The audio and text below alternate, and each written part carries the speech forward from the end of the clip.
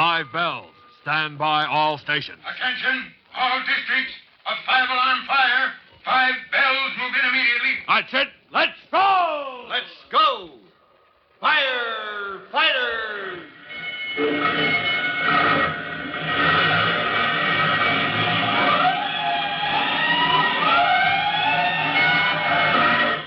Presenting Firefighters, the true-to-life story of our unsung heroes who stand ready to ride by day or night against our most murderous enemy, the demon of fire. In just a moment, we'll join Chief Cody and rookie fireman Tim Collins at the fire raging in the main building of a chemical plant in the city's oil and gasoline belt. The overall problem which the chief faces is to keep the fire from spreading to a building where naphthalene is processed if he hopes to avoid explosion and the resulting tragedy. 5 alarms have now called a great concentration of equipment, which, it would seem, could easily manage the situation. But it is the unknown factors, the unexpected surprises, which are giving the most trouble. And the latest promises to be the worst of them all. Now, what that is, you'll see right after the following announcement.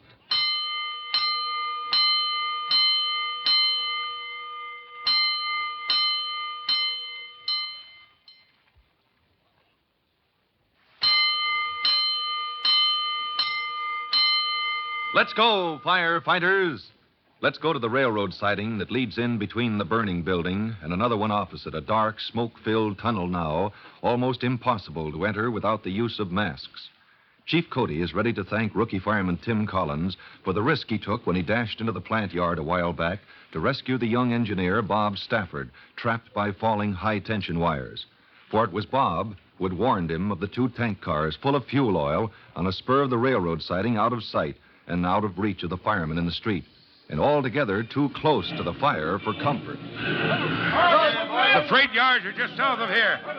That locomotive I radioed for ought to be here in a minute. You think the engineer can take a locomotive into the smoke and push those tank cars into the clear without blacking out, Chief? I don't know.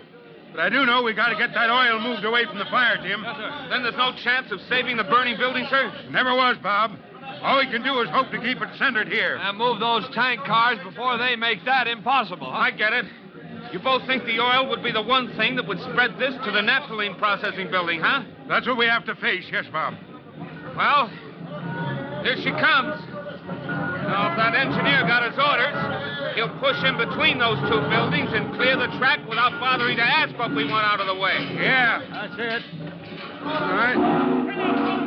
Well, he seems to have his doubts about something. Yes, sir. Can you understand his signals, Bob? Something about a switch. Good grief, I know what he wants. Well, what now? His track goes straight on through the yard. Those 2 cars are on a siding. He's got to be switched. You mean a different track than the one he's on? Yeah. Somebody's got to go into that smoke too darn close to that burning building to be comfortable. And throw the switch that'll put him on the same track as the oil tankers, that it? Yeah, that's it.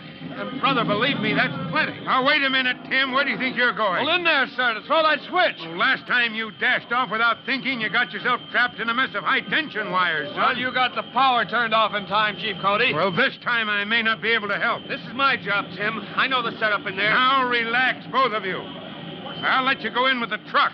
They'll wet down the tank cars while you... Sorry to interrupt you, Chief. Huh? What is it, Bob? We can't get a truck in there over the tracks. Why not, Bob? What are a few bumps? I'm talking about obstruction. Huh? That's a narrow space.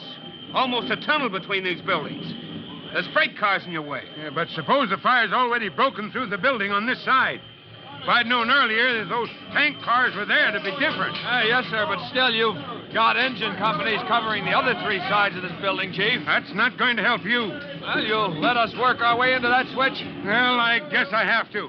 How far in is it, Bob? Oh, maybe 40, 50 yards. We'll cover you as best we can. Good luck, boys. Thanks, Chief. Come on, Bob. Let's go.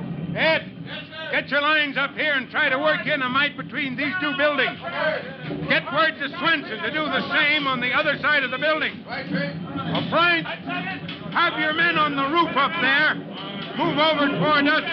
Direct the stream of water down in the vicinity of those tank cars in there.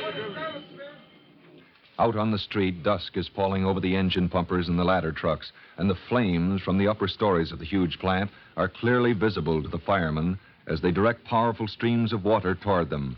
But the moment the two young men move into the narrow confines of the siding, the heavy smoke billowing down makes it as dark as night.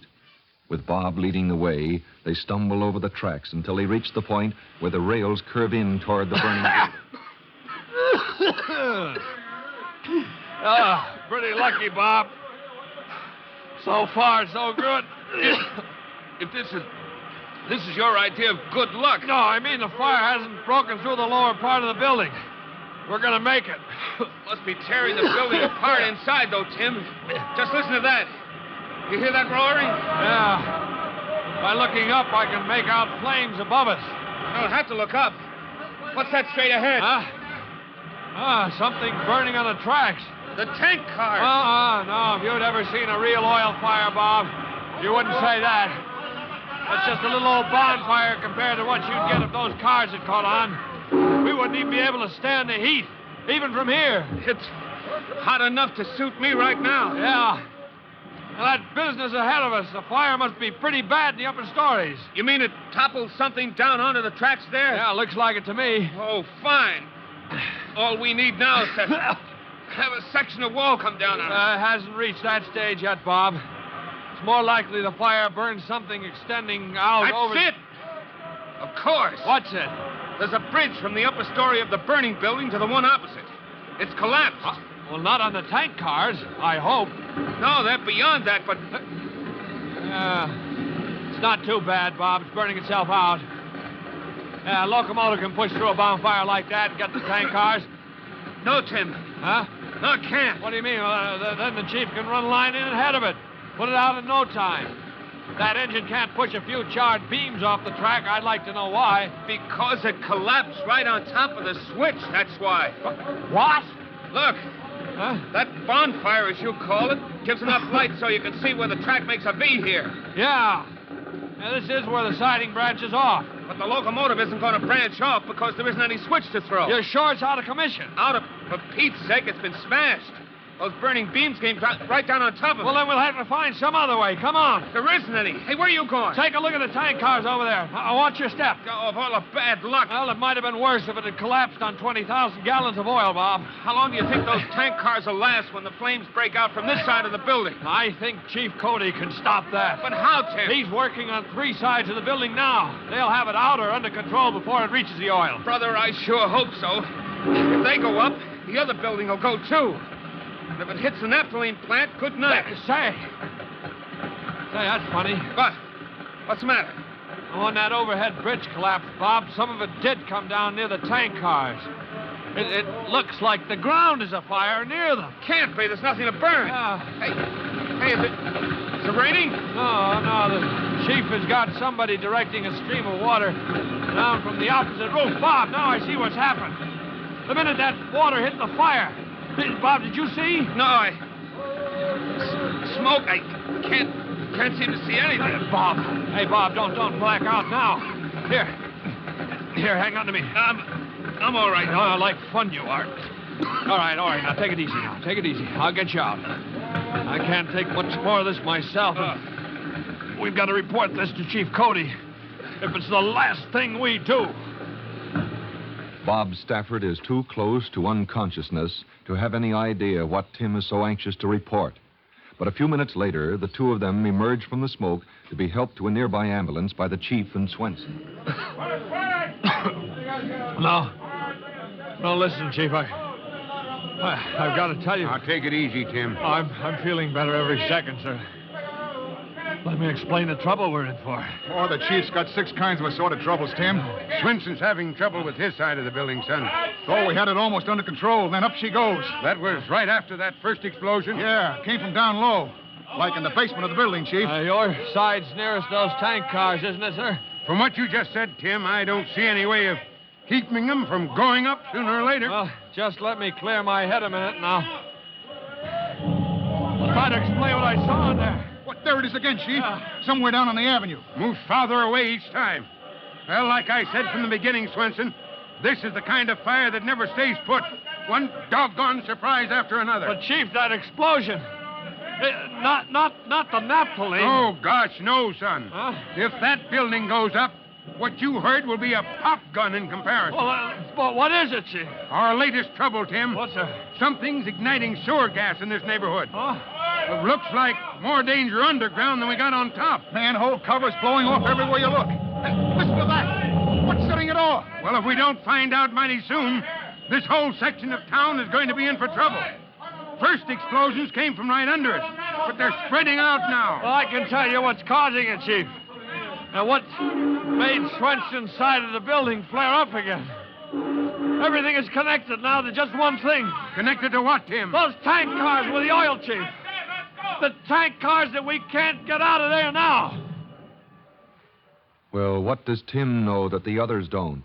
With underground explosions added to the conflagration topside, what is in store for our friends in the next few minutes? Be sure not to miss your next exciting episode of the Firefighters. In a moment, Chief Cody will be back to tell you how you can help the firefighters in your own town. But first, here's a message you'll want to hear. And now, here's Chief Bob Cody. Hello, boys and girls. I want to take a minute to pass on a few general rules you ought to keep in mind whenever it's necessary to burn leaves or anything else outside the house. Don't pile everything into one big pile. Make smaller piles, even if it takes several days to complete your job. An incinerator or covered metal basket is still better. Fire is your helper, but only so long as you treat it with respect. Remember that.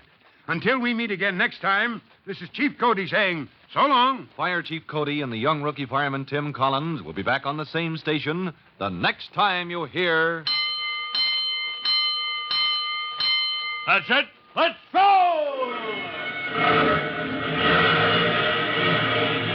Let's go! Firefighters!